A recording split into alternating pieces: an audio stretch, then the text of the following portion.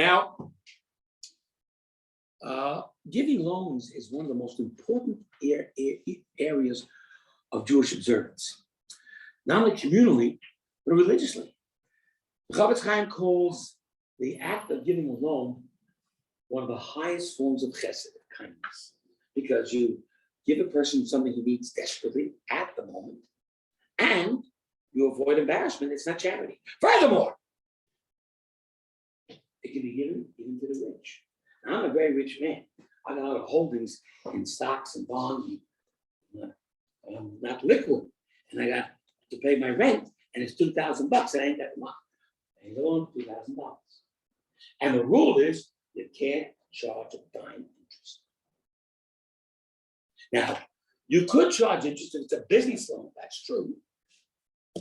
You could do that, because then if he's making money on your money, you have right to share some of the profits.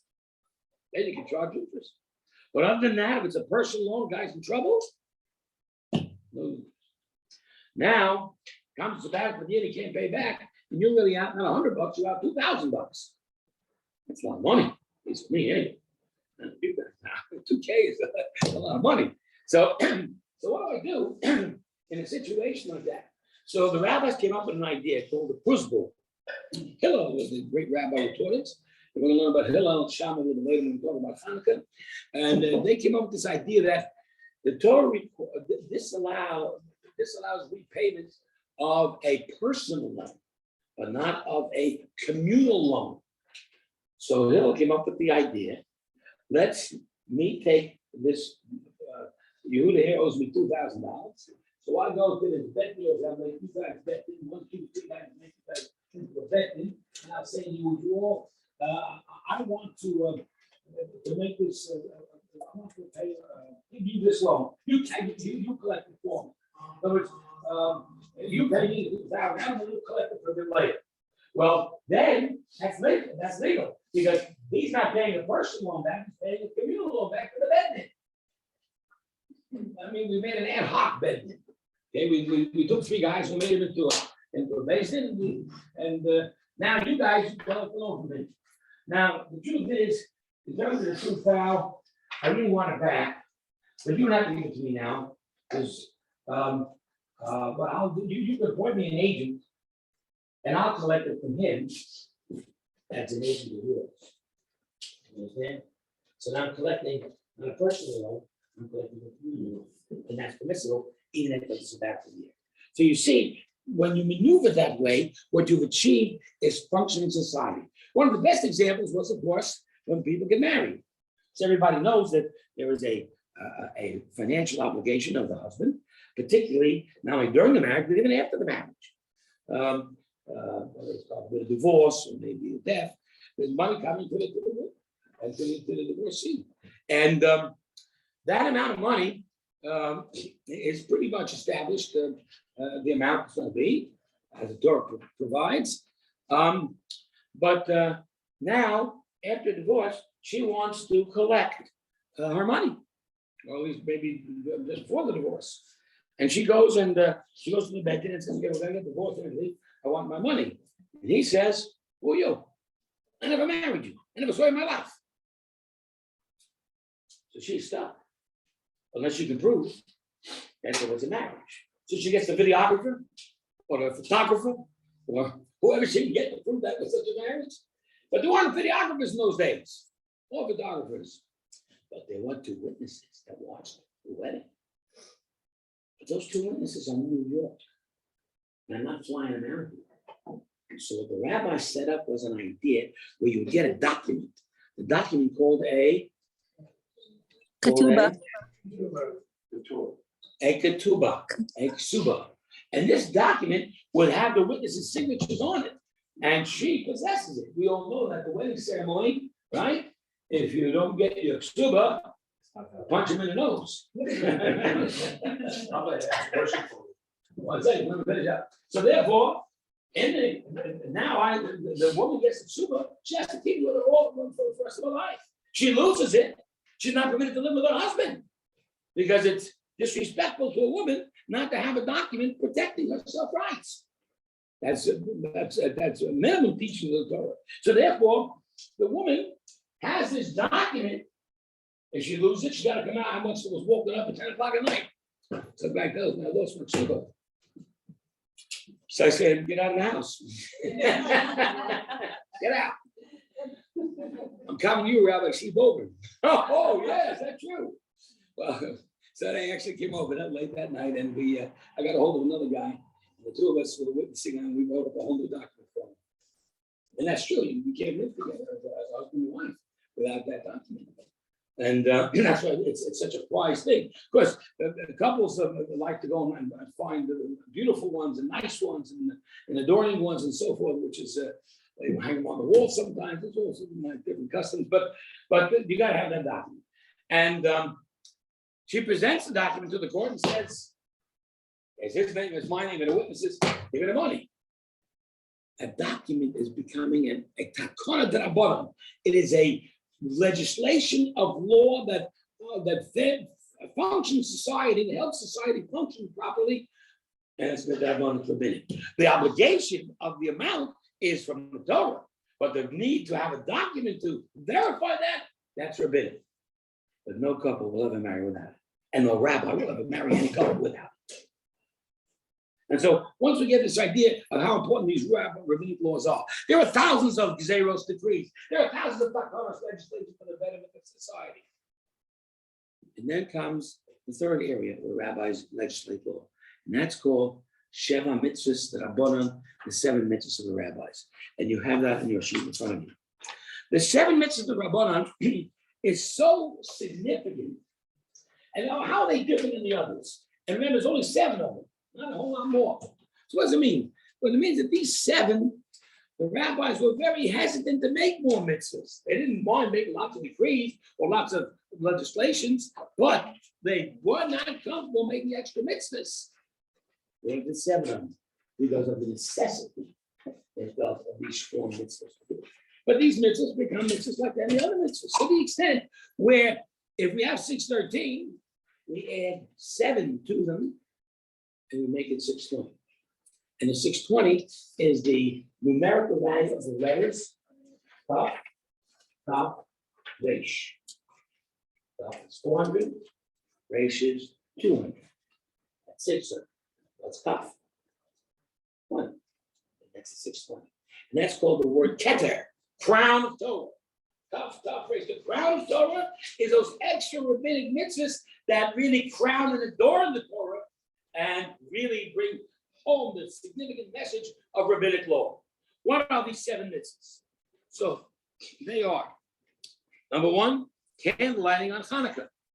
The event of Hanukkah took place long after the Torah was given.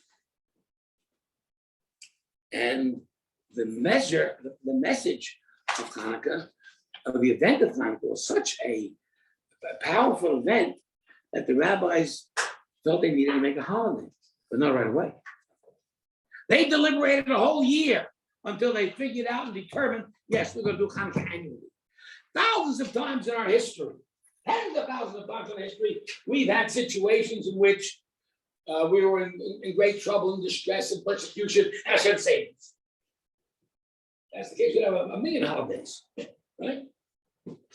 Now, of course, there are a whole extra holidays as well by different groups. It's Chabad has a lot of different extra holidays, right? Because there were certain events that happened that led them to free from prison and so forth. So you have situations where this holiday will be added out, but as a rabbinic holiday of absolute imperative observance, there are 7. And the rabbis deliberated. It wasn't so easy because, again, you can make 1,000 holidays out of 1,000 days. But Hanukkah stood in their mind as something extremely important, extremely significant. We're going to find out its significance. Hanukkah is one of them. The other one, of course, is Megillah on Purim. Purim occurred long after the Torah was given. There was an interesting debate about this mitzvah of Purim. Mordechai and Esther, the heroes of Purim, actually submitted a request to the rabbis to make Purim into a holiday. And they felt that strongly about it. Again, the rabbis were a little reluctant. How do you make another holiday so quickly? I mean, thousands of times it was saved. But once again, they saw in Purim what they saw in Hanukkah. Actually, vice versa. It's not going to happen later. But they saw in both events, a significant thing that should be remembered for all of Israel forever. And that became a Hanukkah and a Torah. In terms of the Purim observance, of course, the idea was to read the Megillah, to read the story. What's interesting about the story of Purim is that there are other observances too. In other words, if you read the Megillah, the whole story, the 10 chapters of the book of Esther, you will learn that towards the end, when the salvation became true and Haman was hung and the Jews vanquished their enemies, miraculously, that there was a request not only for reading the Megillah on Purim, but also a request to observe the day with gifts, special gifts to the poor, food gifts to friends, and a big party. Because everybody knows that the great Purim story is all about parties, right? And anybody know the word, the Hebrew word for a party? What do you say? Simcha. Okay, that's one. That's a nice party. A siva. That's a good one. You want another one? I'll tell you a biblical one. It's called mishteh. You know what mishteh means? Drinking. And Jews love to do that.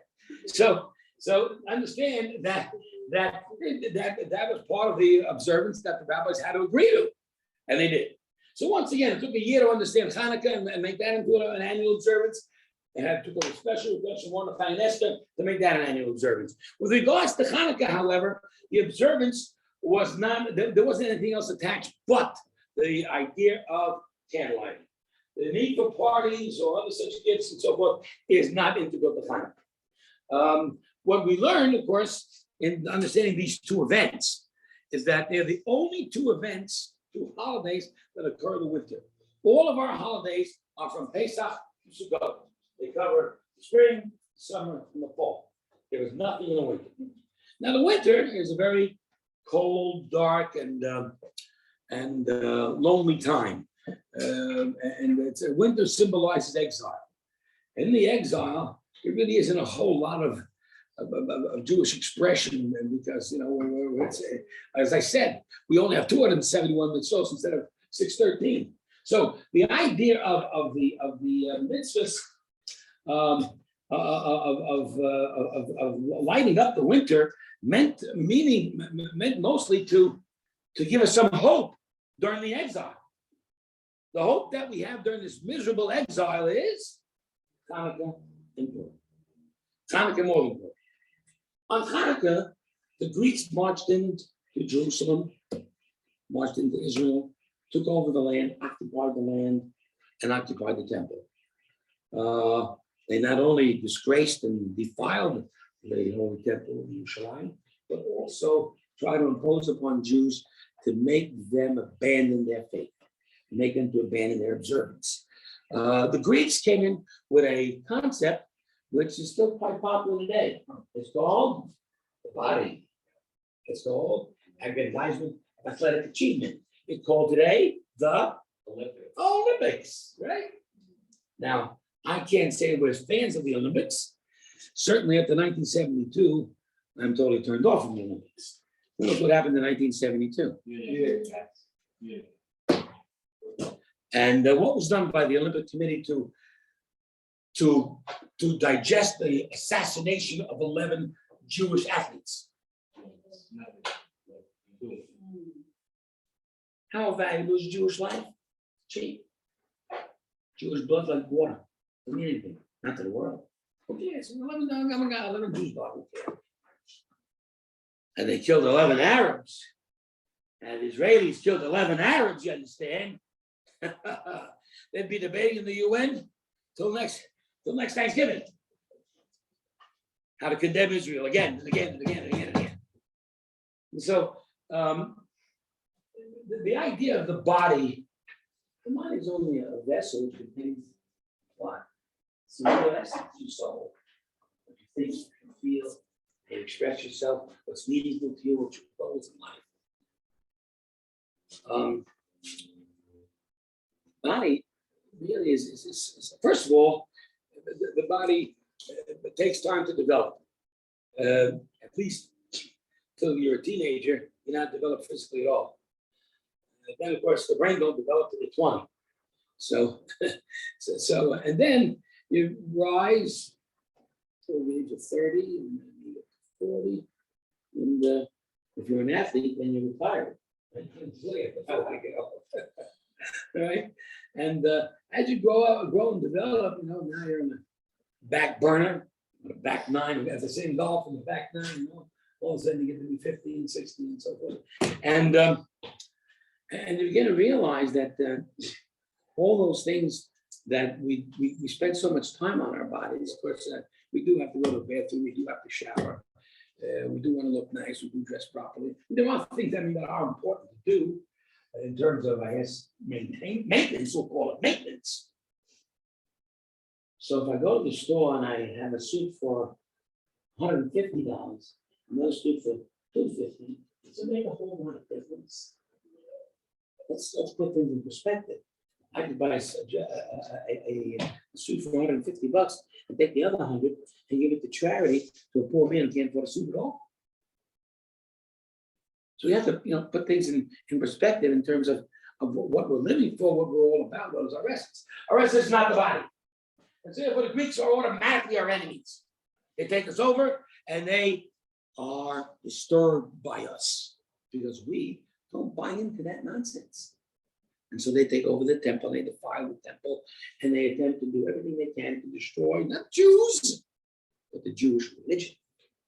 Along comes Purim, and Haman didn't care much about Jewish observance. He just couldn't stand to look at a Jew's face, particularly who couldn't he stand particularly. Well, that's the king, but who couldn't Haman stand? Haman the evil couldn't stand Mordecai. The Jews, I can't stand what they look like. And we'll find some racial thing about them that something's wrong with them somewhere. Oh, no, that's right. Of course, in our modern times, we have a similar experience. The Nazis, Mach Shemam Zichron in Germany, didn't care whether you were observing or weren't. They were Jew, they got you. And it didn't make a difference. I mean, kill them all systematically. Don't observe, who cares?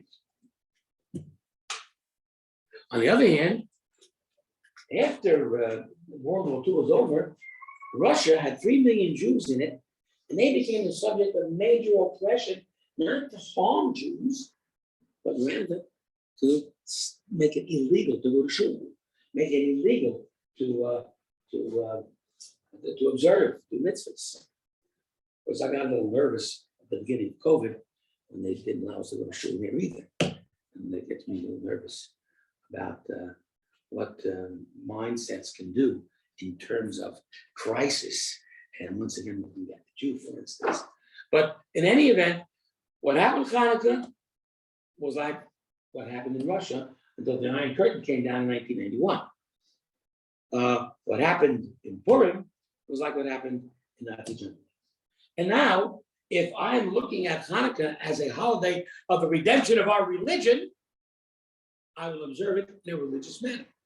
When I look at Purim as a holiday which they attempted to destroy physically, I will celebrate in a physical manner. And that's why on Purim we should have a party. Now, people make Hanukkah parties, it's a lovely thing to do. It's not obligatory. Purim party is obligatory. You have to have a Purim party.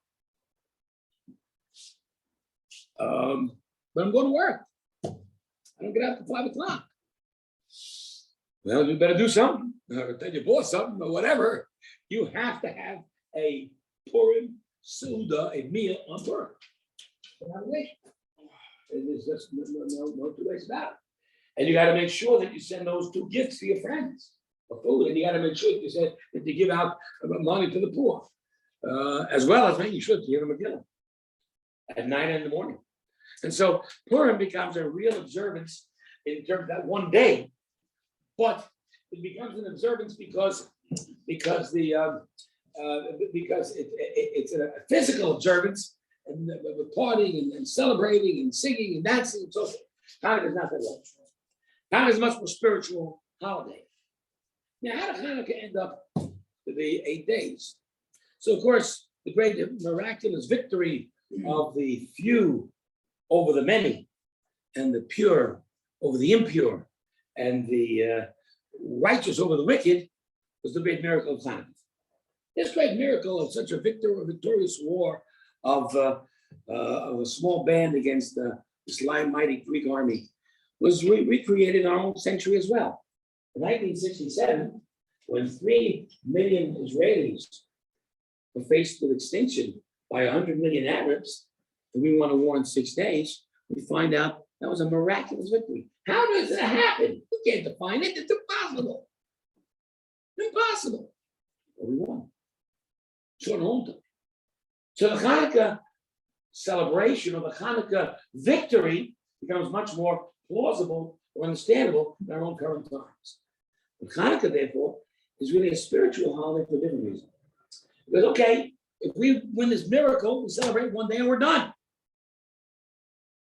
But it's not sufficient because, you see, the whole idea of Hanukkah was to restore observance, which had been threatened by the Syrian Greeks.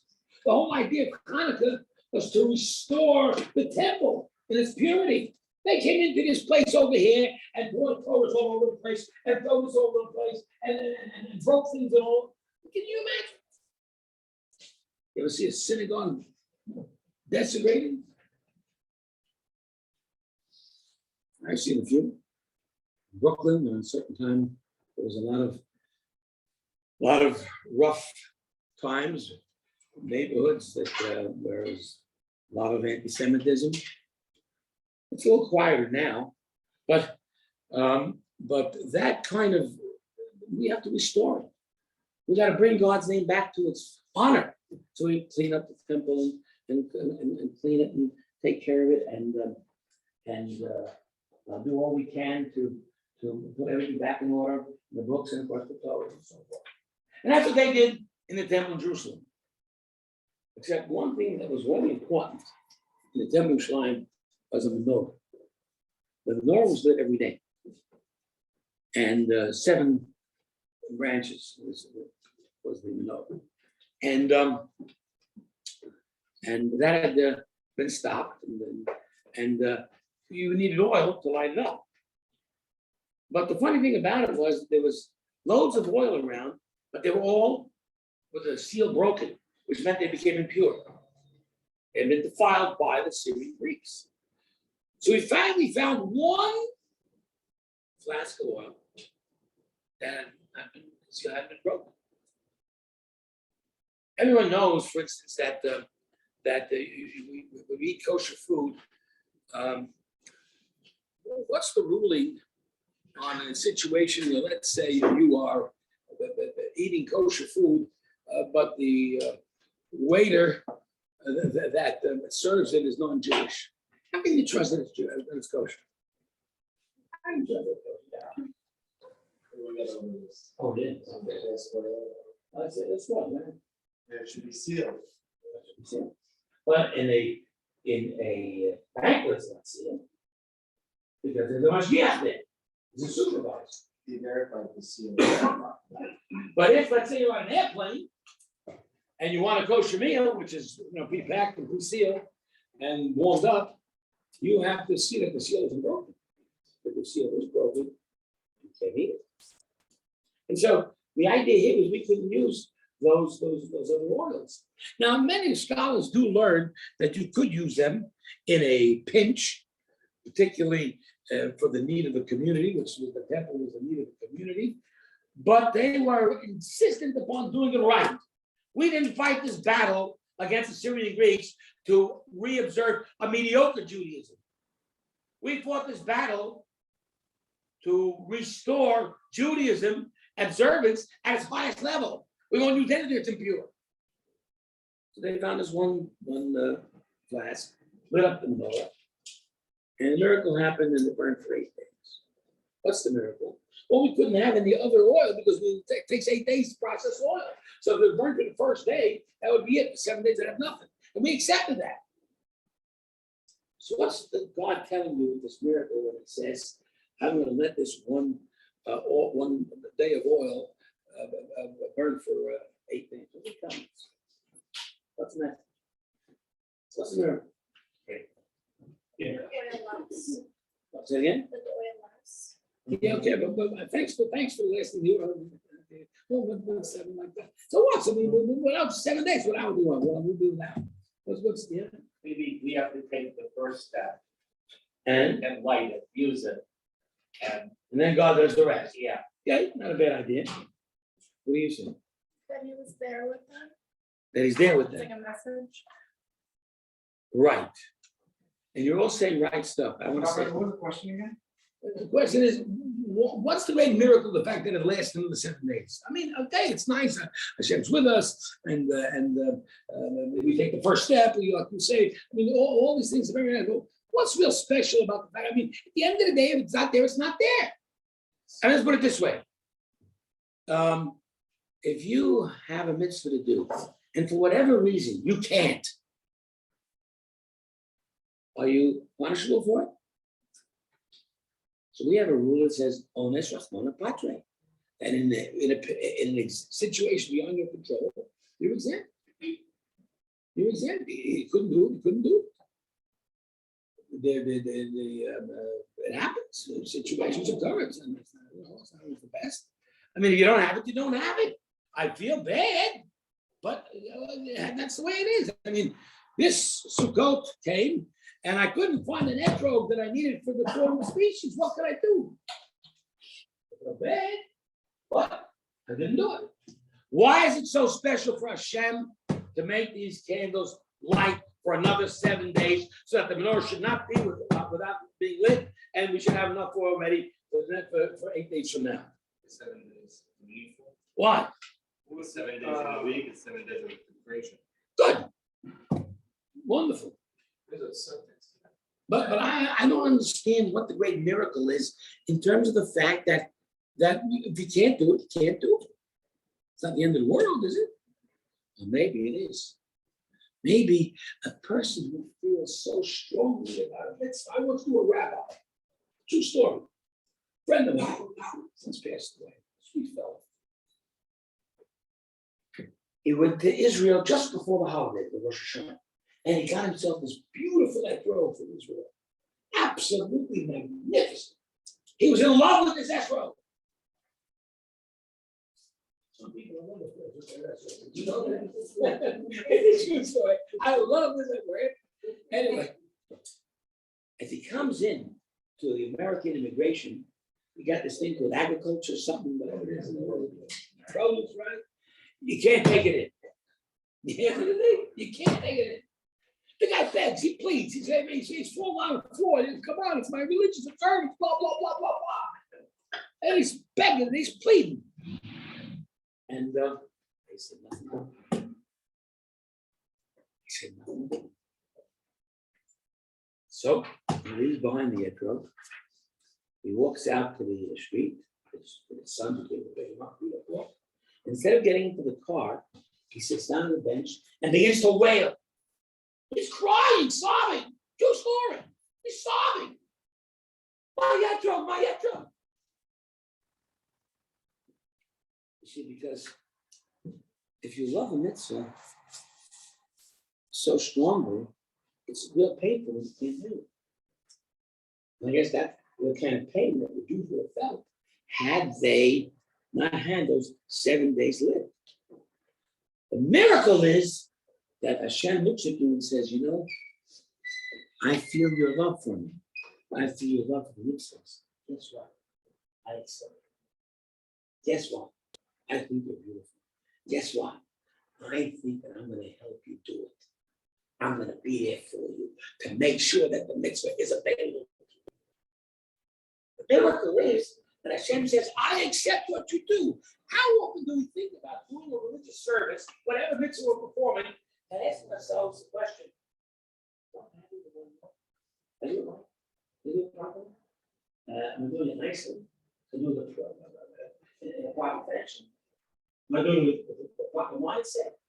Am I doing it when I was dominating? Was I distracted?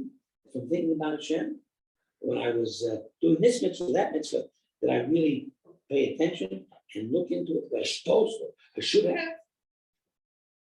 Is this really acceptable in front of Hashem? I'm bringing in front of Hashem my king. So I'm going to come to the king and say, King, I bring you a magnificent cup of wine. Holy king, please accept it. If he accepts it, I'm happy. I'm a good servant. If he doesn't accept it, I'm miserable. Rabbis teach that if you build a sukkah on Sukkot, and you leave it a sukkah to observe it, and you're so excited with the beauty of the sukkah and the mitzvah of Hashem, and all of a sudden rains come down. It's like you gave a cup to your master, and the master threw it back in your face. You're rejected. All of a sudden, Hanukkah, you're not rejected. Hanukkah is the sign when God says to you, I appreciate what you do. I really accept it. And that's the most important part of the mitzvah. Not just doing it, but making sure that you did it right enough for him to be pleased. Are you pleased? That's the idea. Are you pleased? That's the question. If the person does it with that mindset, then maybe Hashem isn't be pleased. And when he is, that's Hanukkah. I'm so pleased with these beautiful people who are fighting so far and fought so heroically to restore the temple and restore the religion that I'm going to help them in their religious endeavor. I'll make it happen for them. Couldn't find an etrog on Sukkot? Guess what? You're going to find. I'm in the middle of my prayers. Poor man walks into the shul, and this guy walking into the shul and asks him for money. Stuff that stuff. So I said, 1 second, please. Go to my pocket. Turn around, the guy's gone. I feel terrible. I want $1. So we always help, we always beg Hashem. I want to do a mitzvah, I want to do it right, so that this way it's pleasing in your eyes. Chanukah is the story of God's being pleased with us. That's worthy of a holiday. And that's worthy of an 8-day holiday. The only problem is we have a Talmudic dispute between 2 great rabbis, one named Hillel and one named Shammai. Now, in this dispute between the two, it comes out that both are right. We've got to only follow one. And that's the whole idea of learning of the oral Torah. So we talked a moment ago about the Talmud. When you're learning Talmud, it's 100%. Everything's right. Either 2 different opinions, both are right. Because both have searched for God's meaning and God's truth and God's wisdom and reality. But at the end of the day, we follow one. Because you got to have some sort of unity. You can't go to haywire. But that does not discard the losing opinion. And in this dispute, you will see that both have legitimate meanings. You will see that they have both legitimate meanings. Shammai says the best way to light the menorah is 8 candles the first night, 7 the second, 6 the third, and going down to 1 the last night. Why did he say this? Because he says, look, if you really want to do the mitzvah properly, you want to remember the way how they went, or the way the event went. So the best way to do it is to go backwards, because that's how it went. But in those days, when they lit up that first night, that first menorah, of the first day, and burnt the only flask of oil they had, every day the oil diminished just a bit until I have very little left for that last day. So therefore, the best way to go is 8, 7, 6, 5, 4, 3, 2, 1. Shammai makes a lot of sense. Hillel says no. Hillel says we follow Hillel, even though Shammai is so logical. Why do we follow Hillel? Hillel says no mitzvah can decrease. If you want to do a mitzvah the way it's supposed to be done, in terms of, let's say, the proper mindset, the proper feeling, the proper attitude, you should be going forward, not backwards. I'm doing this mitzvah today, another one tomorrow, not backwards. Forward progress. And therefore, 1, 2, 3, 4, 5, 6, 7, 8. And we follow her. Isn't there also something where you light which from the candle and share the light to the other one? So that Well, that's the shamus. The shamus is put there for a different reason. The reason the shamus is put there is because Once we realize how holy these candles are, let's put it this way. When you finish with Hanukkah and you have oil and wicks, whatever is left, right, from your usage, you're not permitted to throw it out. It's holy. Like a book. You can throw a book out, can you can't throw out the mitzvahs. What do you do with your lulav and sukkot? You can't throw that out. What do you do with it? And what do you do with it? We'll burn it and the Chanukah oil with the chametz on Pesach. Put it all together. What do you do with an etrog? Make it. Okay, you can do the salmon with it. You can do the spices with it. That's cute on Saturday night. That's a good one. A lot of people make jelly from it. That's right. But the idea is that the candles are holy. And therefore, the reason the candles are holy is because we put our whole soul into it. And therefore, Hashem said, it says, go forward. We put the soul into it. Progress, not regress. So we follow Hillel. But we don't discard Shammai because they're both part of the Rabbinic teachings, both part of the Torah, of the oral Torah law, both part of the Talmud. You follow one because at the end of the day, we have to follow one. But it doesn't mean that the prevailing logic is any more powerful than the other one. That's again the belief in the authority of the Talmud. But this is classic Talmudic observance. You can't get more Talmudic than Chanukah and Purim. You can't get more rabbinic than Chanukah and Purim. And for all intents and purposes, it's no different than a Torah law. Why? Well, it's because the Torah authorized the rabbis. So I'm going to make a bracha. And bracha is one of the seven mitzvahs of the rabbi. The bracha is as follows. Baruch atah Hashem, Elokeinu melech haolam, Hashem in the world. Hashem, and here's the four magic words. Not abracadabra. Asher kiddishanu b'mitzvos v'tzivanu. What does that mean? What's four mean? What does that mean? You made us holy with your mitzvahs. How do we become holy and different and distinct as Jews? With mitzvahs that we do. Mitzvah, when you commanded us to like Hanukkah, but you didn't. How can I say that? Bless you, Hashem, for commanding you to like Hanukkah. You didn't. It's not in the Torah. It's for the rabbis. The answer is, bless you, Hashem, King of the world, who commanded us with his mitzvahs and commanded us to listen to the rabbis, who in turn told us to like the Hanukkah. Now we got a whole new perspective. See? Every rabbinic law is a Torah law inherently. And that's why you get the bracha. Now, mitzvah number 3, washing your hands for bread. Everybody washes their hands for bread, don't you? You wouldn't dare eat a piece of bread without washing your hands. How do you wash? Right? Okay, in the morning you do it back and forth 6 times. How do you do it for bread? 1, 2, 3, 1, 2, 3, right? Okay, but when you do that, okay, got to make sure first of all your hands are completely dry, there's nothing on them. You know, Friday night when you make a kiddush, for instance, you have a little wine in your hand, you got to wash your hand before you wash the bag because you got a little wine stain on your hand. And then you wash properly, and you make sure that you cover the whole hand, so that you move the hand around, so that you cover the whole hand back and forward, front and back. And then something strange happens. I don't make a bracha. How come I didn't make the bracha when I was washing the hands? Because my hands weren't clean, at least not spiritual. So therefore, I got to make a bracha afterwards, which teaches you that any time you make a bracha of a mitzvah, it's got to be before the mitzvah. Before the mitzvah, not after the mitzvah. So what do I do when I'm washing the hands? When I wash the hands,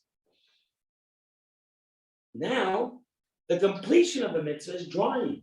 So I'll make the bracha before I dry. Now I made the bracha before completing the mitzvah. You hear that? I've done it right. Share kiddush, my hands are dripping all over the place. On the tilat, yadayim, now they dry, and I got the bracha done right. But brachas in of themselves is a mitzvah d'Rabbanan. All brachas, everyone we say, is a mitzvah d'Rabbanan. But I do believe, I didn't write it here, okay? You should know there are 3 kinds of brachas. One bracha is a bracha for pleasure.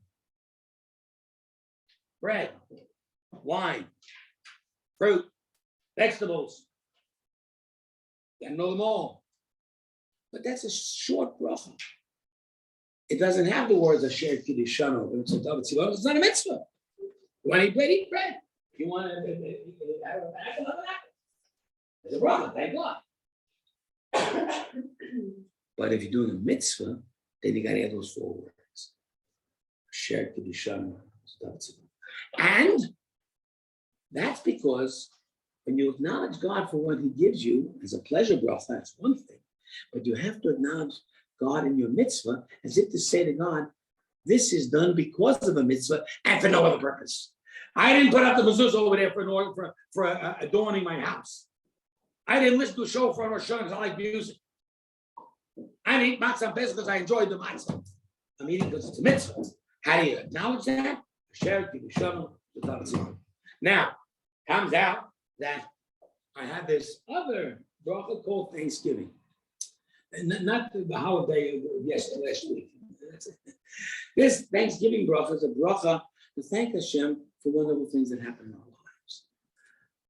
We add that bracha to the bracha of the candlelight. And we add that bracha also to the reading of the Megillah. It's called She'asa Nisim Lavoteinu. Thank you, Hashem, for making these wonderful miracles a long time ago at this particular time of the year. That's a wonderful Thanksgiving bracha, gotta say. Not enough to say that you commanded me to light candle. Gotta have 2 brachas. One that adds the concept of the great miracle. That's a Thanksgiving for the miracle.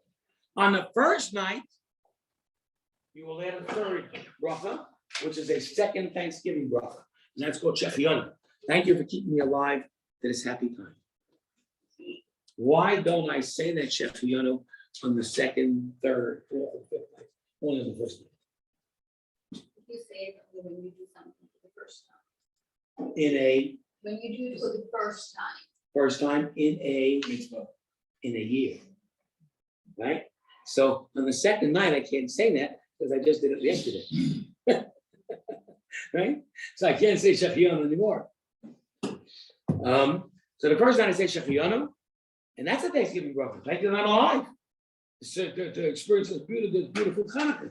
And therefore, the idea of Hanukkah is therefore 1 mitzvah bracha and 2 Thanksgiving brachas, 3 altogether on the first night, 2 remaining with Hanukkah.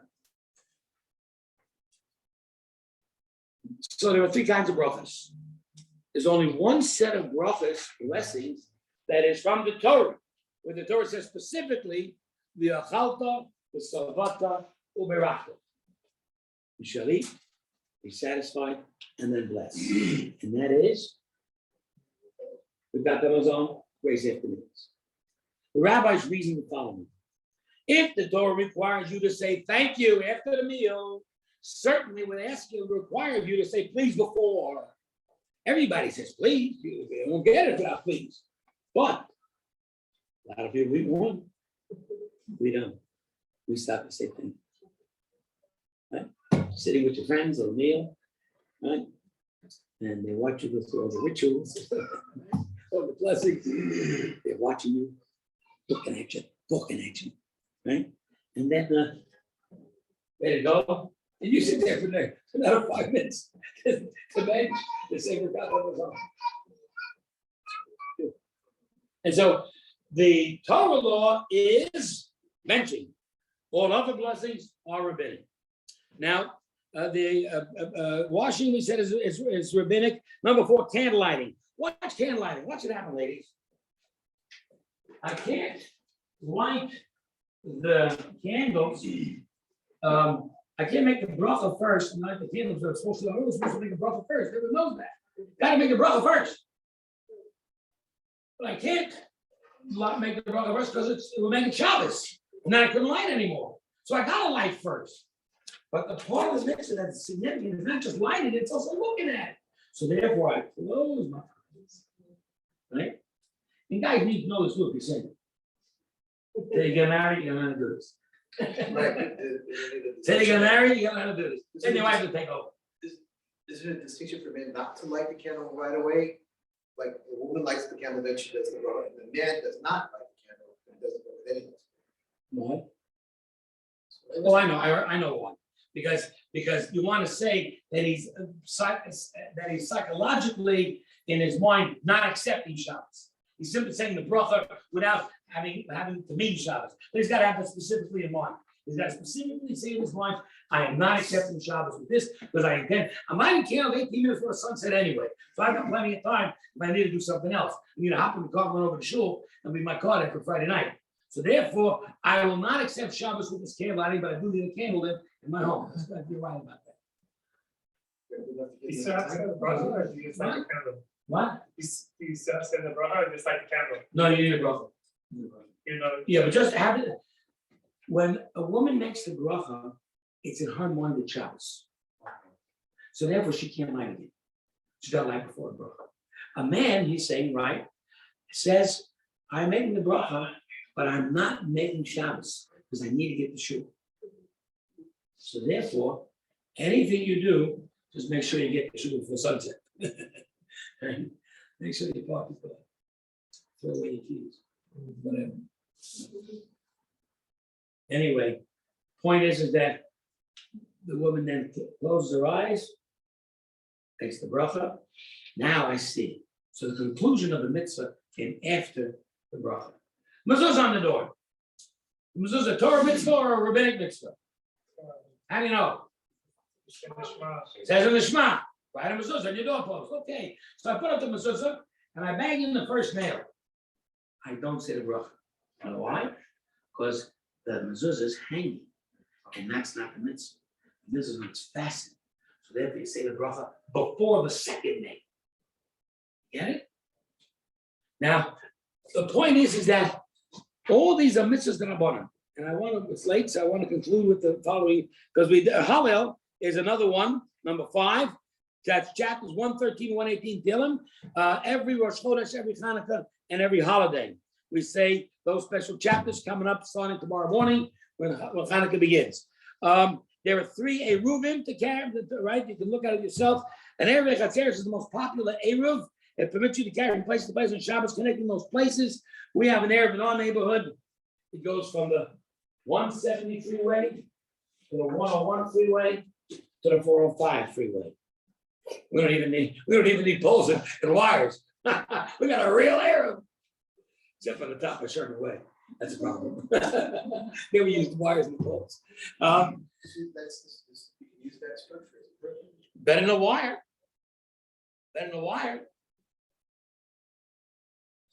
I think, how Sfardim don't, and Chabad, it's also, they don't carry without a real wall. And the kids use a wire. It's a machlokes, but most people rely on the wire and the pole, but many don't. Anyway, Erev Tavshilin. Permitting cooking on Yom Tov for Shabbos if Shabbos is the next day. Erev Tavshilin is very important to know. It's a very important question in any conversion test. How do you maintain proper food for the Yom Tov when it coincides with Shabbos? I got Yom Tov on Wednesday night, Thursday, and Friday. And it goes straight into Shabbos, no break. I got a 3-day deal. In doing that, I have a situation in which I'm only permitted to cook. I'm permitted to cook on Yom Tov, is that right? Not permitted to cook on Shabbos, right? How many forbidden labors on Shabbos? How many forbidden on the week on Yom Tov? 36. Three stuff is more permissible. You're allowed to transfer fire. You're allowed to cook and carry. Okay, you don't need a neighbor for Yom Tov carry. But you can only cook for that day. You can't cook for more than that one day. In other words, the Torah says you can cook for what your soul needs. My soul needs today. I'll worry about tomorrow. So I need to eat today. So Hashem says, the Torah says, cook and have a lovely feast to be Yom Tov for the holiday. But can I cook on Wednesday night for Thursday morning? Why not? Same day. Can I cook on Thursday morning for Thursday afternoon? Can I cook on Thursday morning for Thursday night? You Now you know. Reserves paid. Right, it's gotta be the same day. Thursday night, can I cook on Thursday night for Friday morning? Certainly. Can I cook on Friday morning for Friday afternoon? Certainly. But you don't listen too good. Yeah. A little confusing, okay. We'll take that. It's always just a short one. Thursday, can I cook on Friday afternoon for Friday night? But how am I gonna eat on Shabbos then? You wanna say? There is a period of time, I don't remember exactly, like 72 minutes maybe before the Shabbos starts. You have the time to cook. Is that true? Perish the thought. Perish the thought. It's untrue X. Sorry. How do you cook on Shabbos? You can't cook on Shabbos? What am I gonna eat for Friday night? What am I gonna have Shabbos day? The answer is you can make an Eruv. What's an Eruv? An Eruv is a combination. I combine this entire area. I mean, a private domain is a private domain. So I can carry it in my own private domain. Can I carry outside my private domain? No. Can I carry from my house to your house? No. Unless I make an Eruv surrounding two houses. Then I can carry from your house to my house, to your house. We all become one big happy family. Called combination. I'm going to combine all the cookings of all 3 days by making a piece of bread or matzah, and an egg, or a piece of fish, and put it into a plate just before I light candles on Wednesday night. And then what I'm going to do is put it aside and call it at the end of Tavshilin and make a bracha. Make a bracha. A rabbinic bracha. And that's left in there for Shabbos. Now on the support of those items that was cooked on Wednesday night, I start cooking on Friday for Friday night as a continuum of what I started on Wednesday afternoon before I lit candles. And that gives me the permission to cook on Friday for Friday night and for Shabbos day. It's called the combo. Get it? That's an Eruv. The word Eruv means combo. It needs to be It done. doesn't mean fries in a burger either. The combo. Fried burgers and a Coke. Right? Did you get it? Oh, everybody gets it? Right? So but cooking on Friday, I didn't cook on Friday for Shabbos. I cooked on Friday as a continuum of what I started on Wednesday for Shabbos. And that's permissible. Because you got to eat on Shabbos. Again, it's rabbinic. Rabbi step in, once again, to help us function. But there's a mitzvah. And there's a mitzvah called Eruv. Now I want to say, and I think at the bottom you see that 7 answers to the 613, maybe 620. We talked about that. That's the word Kesser, the crown of Torah. I want to say one last thing. There is a distinction, two distinctions between rabbinic law and Torah law that you need to know. So that in case you are faced with a Torah violation and you could make a rabbinic violation instead, it may be worthwhile to do. Now, everybody knows that the forbidden labors of Shabbos are called Meleches Machsheves. They're called professional tasks. The 39 labors that were used by the people in the desert to build the sanctuary were led by a man named Betzalel, a chief architect, who was a brilliant man, who had the shadow of Hashem upon him, who in fact went ahead and instructed exactly the dimensions of the sanctuary, the Mishkan, exactly how it was outlined in the Torah. And every task was done properly. We call it a Melechet Machshevet, a job of thought. A job of thought means a professional task, thought out, not done haphazardly. If that's the case, then any violation of Shabbos that's done without thought, haphazardly, is not an exact violation anymore. If let's say carrying means to remove from one place and put it to another. That's a professional way to carry. That's what they did. But let's say instead I will take this item, go to the door, and I'll ask you, Batya, to stand on the other side of the door, and I will remove it and you will take it.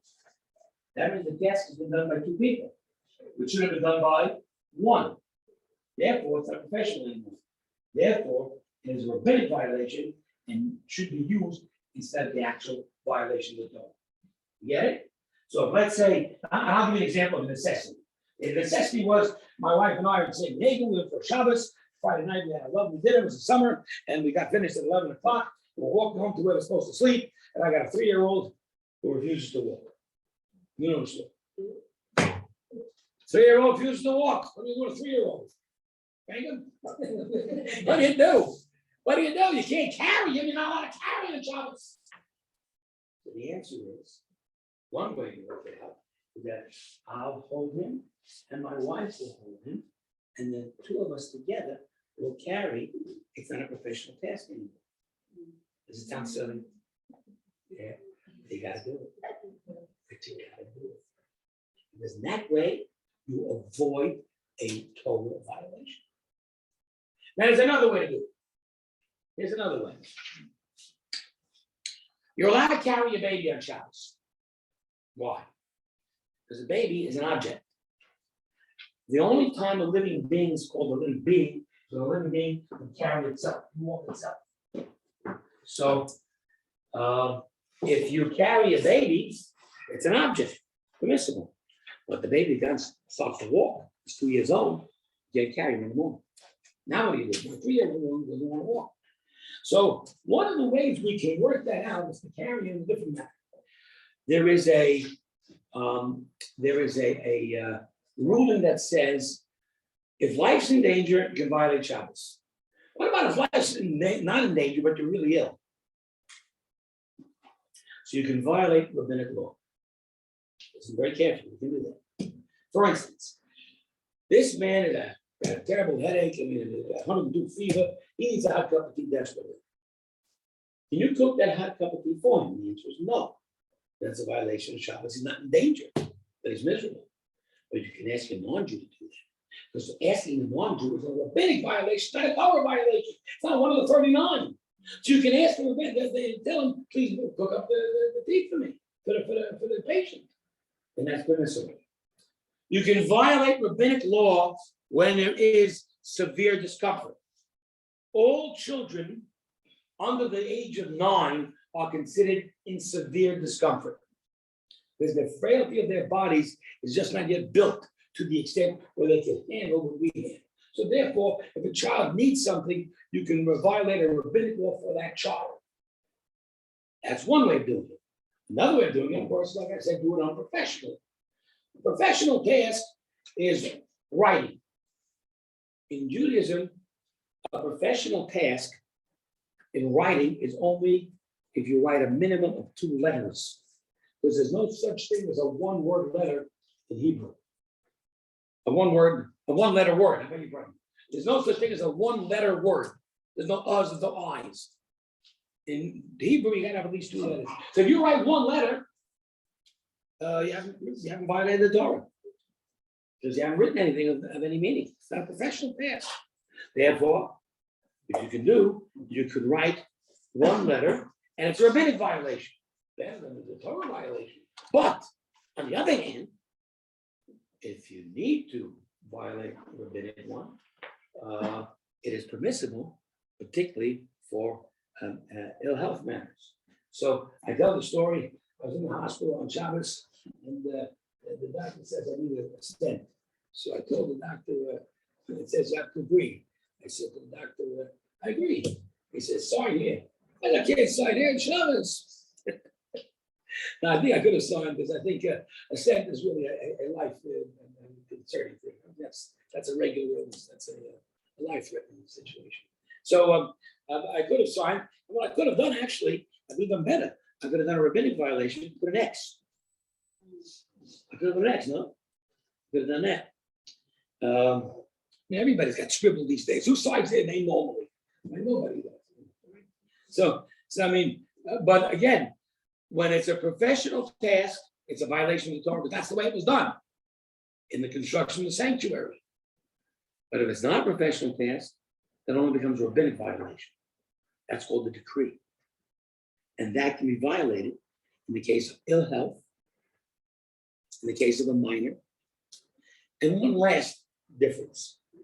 I'm in doubt. I don't know whether I've done the mitzvah properly or not.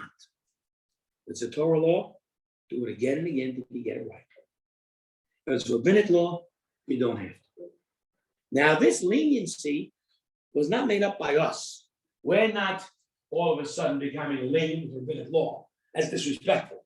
What we are doing is we are learning that the rabbis themselves legislated it that way. They themselves said that if you can't finish it, if you haven't done it 100%, you're not sure, let it go. So now, I'm not sure if I said the right bracha. Bracha's rabbinic, let it go. But I'm not sure if I said the grace after meals, the birkat hamazon properly. That you gotta say again. That's Torah law. So understand these are the two distinctions between rabbinic law and Torah law. Hanukkah is the mitzvah d'Rabbanan. It's a great rabbinic law. It's a great time to enjoy, to celebrate Hashem's miracle of not only the victory of the war, but also the miracle of the candles being lit for 7 extra days. But of course, if the miracle was lit for 7 extra days, then the holiday should be 7 days, not 8. Why is it 8 days? Why is it 8 candles? First one, we found ourselves. We found the jug of oil. So therefore, it should be a holiday of 7 days. 7 days was the miracle of the burning of the candles up first. Why is there first day or 7 days? Why? Well, you think help you find that jug of oil in the first place. Everything's a miracle of Hashem. What about the war? Think that this is nothing? What about that? So it's an 8-day holiday. During the 8 days of holiday, we light the candles every night at the time when the stars come out. That's a 42-minute time after, 42 minutes after sunset. Generally speaking, we light candles on Shabbat 18 minutes before the sunset. Because once the sunset, it's Shabbat. You can't light anymore. Do anything. But when we end the Shabbat on Saturday night, we end it much later. We don't end it at sunset, we end it 42 minutes later. Which means that if you start 18 minutes before sunset and you end 42 minutes after the next day, that's a total of an hour. That's 18 plus 42, 60 minutes. Every Shabbat should be a minimum of 25 hours. Hanukkah candles should be lit when it starts. I would think that nowadays the sun sets about 4:45. Let's assume therefore that the stars will come out about 5:30. That's the time to light candles. To light it any earlier would be a problem. To light it any later, not as much of a problem. You should try to do the mix as quickly as possible. 5:30 is the right time. But on Shabbat, you don't have a problem. On Friday night, can I light Hanukkah candles at 5:30? Why not? It's pretty dark out there, wouldn't you think? So therefore, we're gonna light the Hanukkah candles and at the same time light the Shabbos candles. Which goes first? Hanukkah or Shabbos? Hanukkah. Because once you lit Shabbos candles, Shabbos. How you like Hanukkah? So Hanukkah candles comes first. Hanukkah candles comes first. But the Hanukkah has to burn at least 30 minutes into the dark. Now, if you light the candles at 5:30, that candle, you haven't done a mitzvah unless the candle is burned till 6. But if you got, let's say, regular candles, it'll burn till 6. But if you're using oil, it'll burn a whole lot more. But if you're using regular candles on Friday night,